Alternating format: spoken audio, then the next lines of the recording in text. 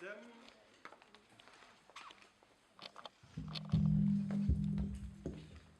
Mesdames, Messieurs, bonsoir. Non, bonjour. Chers invités, lauréats, parrains, professeurs, membres de l'administration de ILCS, je tiens tout d'abord à vous remercier pour votre présence pour ce très grand événement aujourd'hui. Nous, famille ILCS, sommes honorés d'avoir parmi nous Mademoiselle Houda Orqiya, qui remplace quelqu'un d'autre de PR Media, Monsieur Guillaume Jobin, président de l'École supérieure de journalisme de Paris, qui est partenaire de l'ILCS depuis maintenant à peu près 2 ans, Monsieur Faisal Tahari, psychologue clinicien, qui vous parlera aujourd'hui de ce à quoi il va falloir s'attendre dans la vraie vie qui vous attend. Et puis, bien sûr, comme à l'accoutumée, je ne saurais avancer dans ce speech sans remercier, les personnes responsables de rassembler tout ce beau monde aujourd'hui. Année après année, et ce depuis la création de ILCS. Madame Aïcha Lemtouni, Monsieur Amine Benhallam, sans qui rien de tout cela n'aurait été imaginable. Merci. Merci infiniment au nom de toutes les voix. Et puis je souhaite aussi bien sûr remercier les personnes ayant bienveillamment organisé chaque petit détail de cette cérémonie, nommément Madame Najat Tref, Mademoiselle Maryam Abdelrahman, Mademoiselle Sarah Al-Boudlali, Mademoiselle Samia Felt, et puis Madame Asma Slaoui, sans oublier Mohamed, bien sûr. Quant à la suite de mon allocution, je m'adresserai aux lauréats de ILCS en anglais pour des raisons que je ne saurais justifier. So, this part is for you, ILCS students. Some of you are leaving ILCS for what everyone calls the real world. Mostly because you're receiving your master's degree today and could not study anymore at ILCS because we all know nobody wants to leave ILCS once you've set foot in it. For the others, you've got 2 beautiful years to go. Better start celebrating, or not. Now, what is it that I would like to say to you? Well, let me say this first. What I've got to say is most heartfelt. This is what I would have loved to hear once I got out of college. This is exactly what I tried to remind my dearest friends of repeatedly. So you will forgive me if this sounds a bit too harsh or blunt. But I genuinely believe that this is what you will need for a good start in the real life. What's more, I thought this might disappoint some of you. I'm sorry I've got no Jacques Brel for you today. He's had to get some rest. And I had to.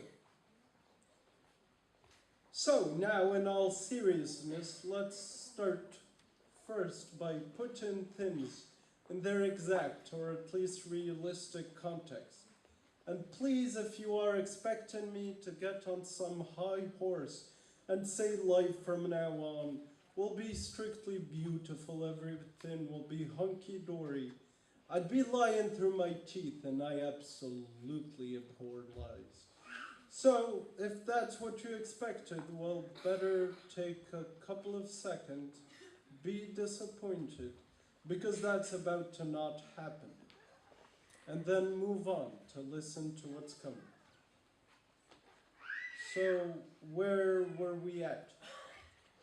Oh, putting life as it stands in context. You've been born for quite a while now. It's undeniable that you are born. If you do not believe that to be true, please raise your hand. Okay, agreed. And just like everything that's got a beginning, life comes to an end someday. And someday might turn out to be tomorrow after tomorrow in a decade or more. Franz Kafka even said, "The meaning of life is that it stops." It's usually a surprise though, every single time we die. I know every single one of you thinks this subject is depressing, although I'll be arguing today that in the most important way. Death is probably the most beautiful gift life has got to offer us, apart from life itself. So why on earth would dying be the main theme of today's talk? Or any talk, for that matter. I do not mean to shatter your great mood, but when things are certain, when death has been happening ever since the first human being came to life, when death is the end of us on this planet, well, God damn it, we've got to talk about it.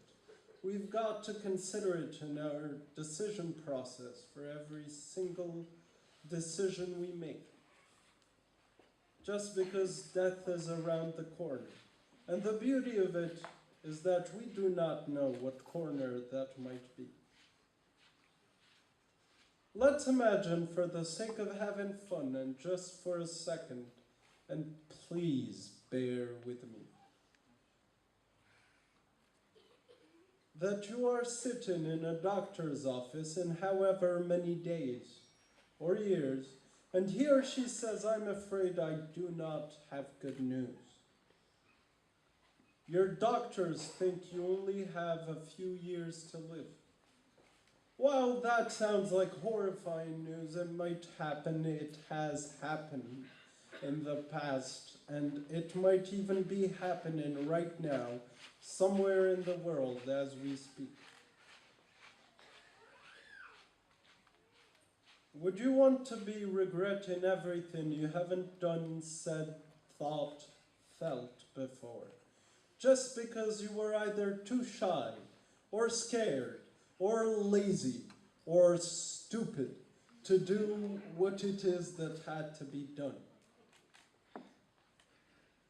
If I've lost your attention because all of this is way less happy than what you had expected, then now is the time to tune back in. All I'm really trying to say is that life is fleeting. Better seize the moment at hand. There's really very, very little time to waste on what Jalaluddin Rumi called the half-loves. Well, what is it that needs to be done about this? Here's my take on it.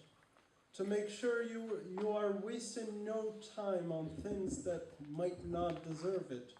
Here's a very simple, straightforward, yet extremely difficult habit to stick to. Every morning, when you're brushing your teeth, and I hope you do that, by the way, you should ask yourself the following question. If this were really the last day of my life, would I be right doing the things I'm about to do today?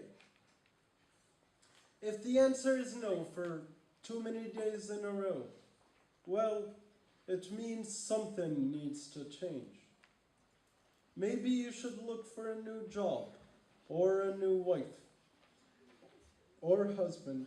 Maybe you need to start start guitar, salsa, or cooking classes, or whatever else you need to start doing to make you more satisfied with this life that is finally becoming yours. Here's the good news, and just for the sake of comic relief, if you desperately need some to keep on listening without weeping, if you live each day as if it were your last, someday,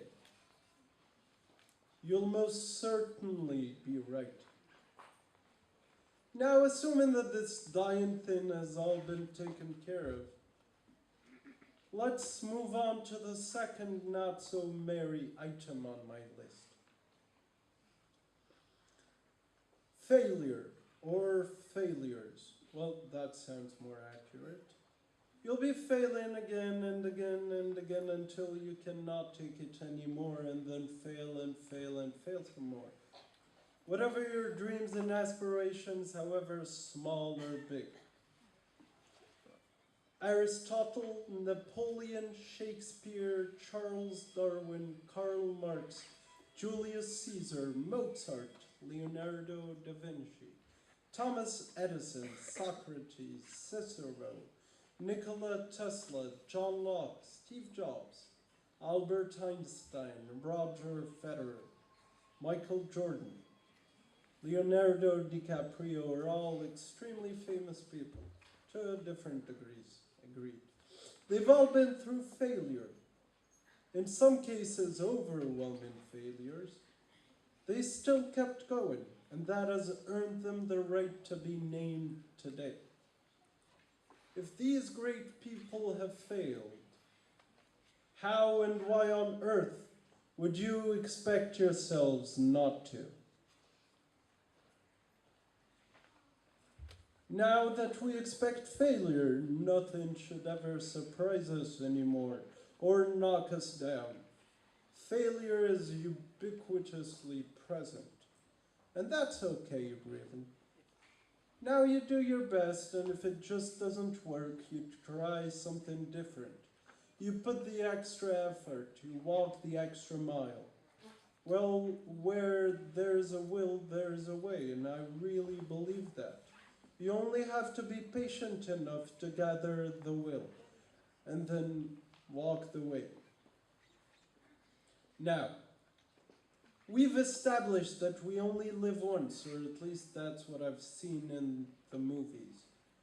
And since we've also established that we will fail numerous times, then I frankly, strongly believe that it's all you need to know to make sure you'll lead the life you so much yearn for. Really, I could stop talking right now with the conviction that I've said enough, but I won't just yet. Once you've accepted those two facts of life, you'll find in your minds and hearts enough resilience, courage, and steadfastness to achieve a meaningful and not to be regretted life. You'll realize that none of the reasons aforementioned are enough of a reason to step out of the sunlight and give up. We better make the best out of this beautiful life. We better do the things we love when we can. Else, regret, frustration, weariness, and what have you will most certainly ensue. And although any new endeavor in life is frightening, intimidating, mortifying, it's okay. It cannot be as scary as the thought of leading a life you'll most certainly regret. Would you, for instance, rather start taking dance classes tomorrow and have the people in the class give you those unsettling looks for the first 3 months because you've got no idea what you're doing? and end up enjoying the 40 some years left for you to live and dance? Or would you rather lie on your deathbed at the age of 70? Think about the things you would have loved to do if you only had an extra year to live. And say, well, no, it's too late. I believe that that thought is depressing. It is, in my humble opinion, the scariest thought in the world. Not death, and not failure. This is about to get happy, so if I've lost you, time to come back. Now your attention is more than ever required. Now that we've gotten rid of the fear of dying and that of failing, at least theoretically, you've got everywhere to be. What do you really need apart from the courage of reminding yourself tirelessly of the facts hitherto mentioned? Maybe some luck, maybe a beautiful wife or husband, maybe a $1 million car.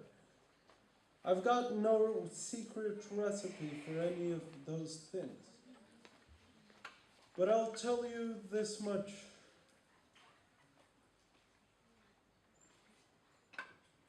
If you have the courage to question everything, mainly yourself, have the courage to say, I want none of this, I need to move on. Have the nerve to tell yourself, I am committing a horrible injustice towards myself by not doing what I love in life, because everyone might make fun of me. And you would then be holding in your hands a jewel of the most expensive kind, i.e., a life of your own that's so worth living that death might get furious and end up killing you. Thank you so much.